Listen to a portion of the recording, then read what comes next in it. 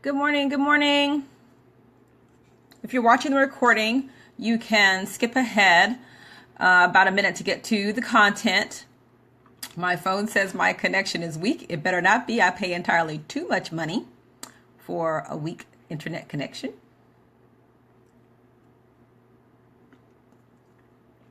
Okay, let me give you all a moment to get on, and I'm actually going to share this in a couple spots. When you pop on, let me know who you are and where you're from so I can shout you out and say good morning.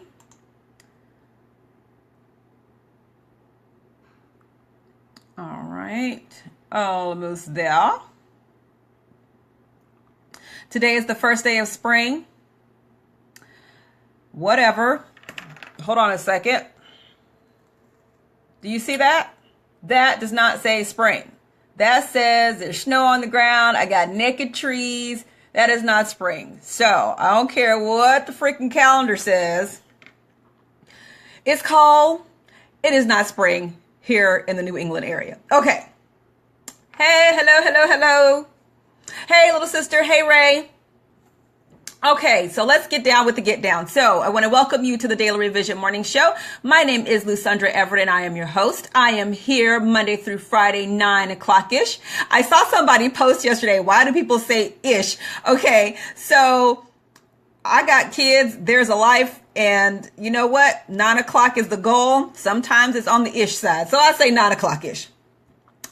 When you tune into my show, you're going to hear about various topics. You're going to hear about tax topics, as I am a tax professional, and you're going to hear about other things about just life, about how to do this whole thing better.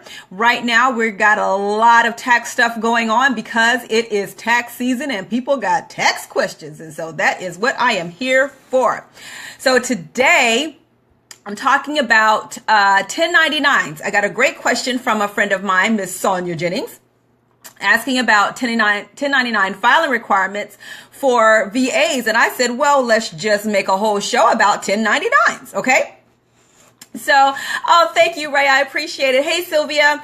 Okay. So what are 1099s? Who are they for? 1099s are for independent contractors. Now, as far as the IRS is concerned, an independent contractor is someone who is considered self-employed, and you provide services for other businesses, okay? So you could be a notary public, for instance. It would be an independent contractor. And people hire independent contractors. The military hires independent contractors all the time, right? So, but as far as the IRS is concerned, you are considered self-employed and you must pay self-employment tax. Okay. But there are some stipulations still with an independent contractor to be considered that and not withhold any taxes. Then you can't control how they do their work. You can control the result. You know your desired result. However, you don't control how they do it, when they do it, that kind of thing. You just, you have a desired result. Good morning, Winetta.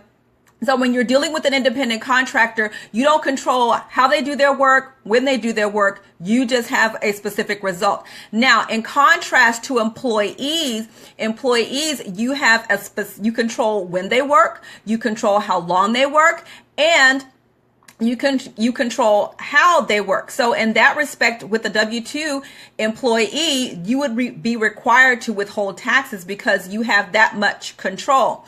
Now, for an independent contractor, you don't have that much control.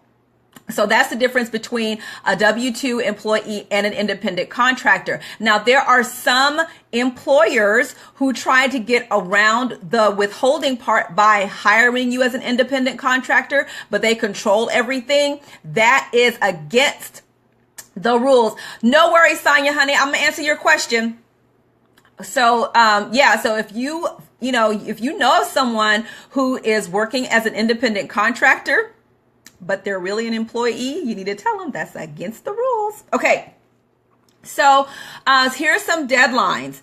So for deadlines, which has recently changed. Hey, Aunt, if you pay a contractor $10 in royalties or more, or compensation is $600 or more, you have to file a 1099. And the deadline to file that is now January 31st, and that changed starting this year. So that has to be done by January 21st. W-2s should also be received by their employees by January 31st as well. Now, the question is, really, what are the requirements? Because especially in the home business industry, we often have virtual assistants, independent contractors that are overseas. All right. So here, and this is from IRS Publication 515, which is governed by Internal Revenue Code 1441 through 1445. You don't want to go read all that, okay?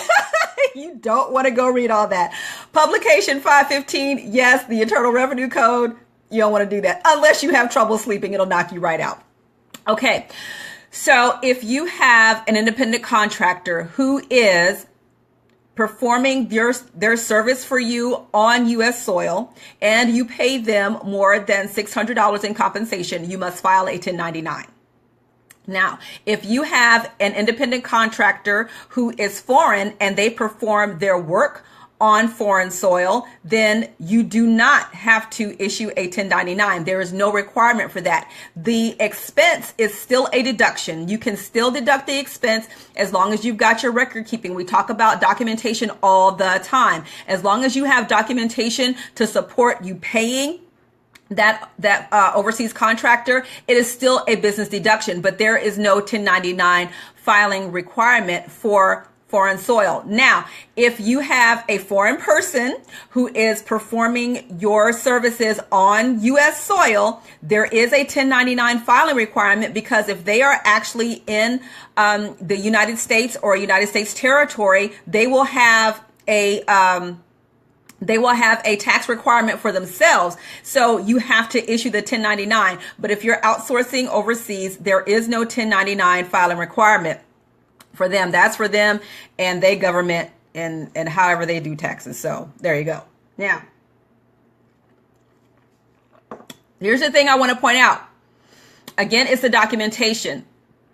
As long as you have an invoice or something from your contractor or a timesheet, something to document, you paying this person, then that's what you need to support that. Now, and the reason I'm going back over this is because I know someone will listen to this and try to do something shady. I got people always trying to game the government. Please do not. Okay. Just don't. All right. Have that supporting documentation, whether it's your timesheet, invoice, or something to support that expense in your business. So it's still tax deductible. You don't have to file a 1099 for foreign people who perform work for you on foreign soil. And that's the nuts and bolts of it. It just doesn't get any simpler than that. Now, if you are the independent contractor and you are performing the work here in the U.S., then and you don't get a 1099, that does not mean that you don't have to report the income. Okay. Whatever income you receive, if you are in the United States, you must report your income.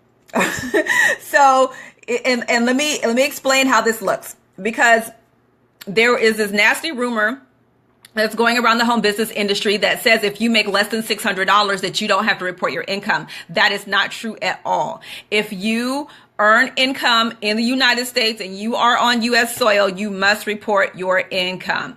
At the same time, if you're an independent contractor, you're a home business owner, whatever it is you want to call it, you also have the expenses that you can deduct from that income in order to perform your work. And so you need to be able to document said expenses and also report your income. So I really hope that answers the question about your 1099s. So if you pay one contractor, not $600 total, one person. So if you pay me $600 in a year, which I would love. But if you pay me $600 or more to perform work for you, then you would issue a 1099 if I'm an independent contractor, okay? Because that's still self-employment income. Now, if you pay $600 total spread out, $300 to this person, $300 to that person, you have no 1099 filing requirement. If you must file a 1099, it must be done by January 31st. That's your deadline. I didn't look up penalties for that. I'm not sure if there are any, but whatever. If you receive independent contractor work, if you perform independent contractor work and you don't receive a 1099, you still have a requirement to report your income. Okay, let me see if I'm looking at my notes here to make sure I don't miss anything. Hold on. I got notes up everywhere. Okay, so that's really it, okay? If you need to find a 1099, you can Google that. You can download one from irs.gov. And you can download one. And there are other requirements for employees and other types of 1099s. But for my home business owners, this is what applies to you. Okay, so that's it for me. Thanks so much for tuning in. I hope you got some good information from that. Thanks for the question, Sonia, because like I said, I was looking for that myself. So I appreciate it. Make sure you subscribe to my live notifications so you don't miss anything. And join us on the Winning Women Network midday activation call today at noon. The number is 425-909-1919. All right. So that's it for me. I'll see you guys next time. Bye.